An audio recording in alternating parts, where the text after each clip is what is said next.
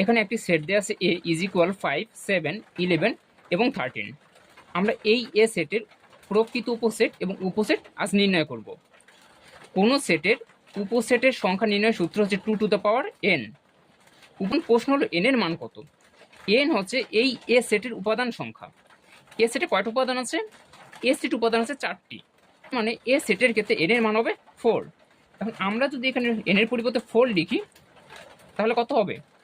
তাহলে আমরা এখন কি করব, এই যে n এর মান বসালাম 4, এবং 2 টু দি পাওয়ার 4 করলে কত হবে? 2 এর উপর যদি আমরা পাওয়ার 4 দিই তাহলে তার মান হবে 16। তার মানে এই এ সেটের উপসেট সংখ্যা হচ্ছে 16টি। এখন আমরা দেখব এ সেটের প্রকৃত উপসেট কয়টি। আমাদের মনে রাখতে হবে কোনো সেটের প্রকৃত উপসেট সংখ্যা হবে তার উপসেটের থেকে একটি কম। তাহলে প্রকৃত উপসেট নির্ণয়ের সূত্র হবে কি? 2 to the power n minus 1। এখন দেখো আমরা যদি বসাই 2 to the power n minus 1, তাহলে দেখো 2 টু দ্য পাওয়ার n করলে হবে 16। 16 থেকে যদি আমি এক বাদ দিই তাহলে হবে কত? 15। তার মানে এই এ সেটের উপসেট সংখ্যা হচ্ছে 16টি এবং এর প্রকৃত উপসেট হচ্ছে 15টি। এখন আমরা এর ব্যাখ্যাটা একটু শিখব। দেখো উপসেট কি? এই যে এ সেটটা আছে, এ সেটের প্রত্যেকটা উপাদান দিয়ে কিন্তু আলাদা আলাদা একটা সেট গঠন করা যায়। যেমন আমরা যদি বলি এ সেট থেকে ধরো যে 5 নিয়ে আমরা একটা সেট গঠন করলাম, এরপরে যে 7 নিয়ে আমরা আলাদা একটা সেট গঠন করলাম।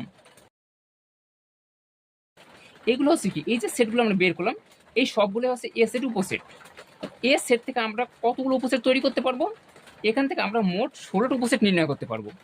এখন দেখো প্রথমে আমরা একটা করে উপাদান নিয়ে সেট তৈরি করলাম, এখন আমরা 2টা করে উপাদান নিয়ে সেট তৈরি করব। তাহলে হচ্ছে কত? 5, 7। এর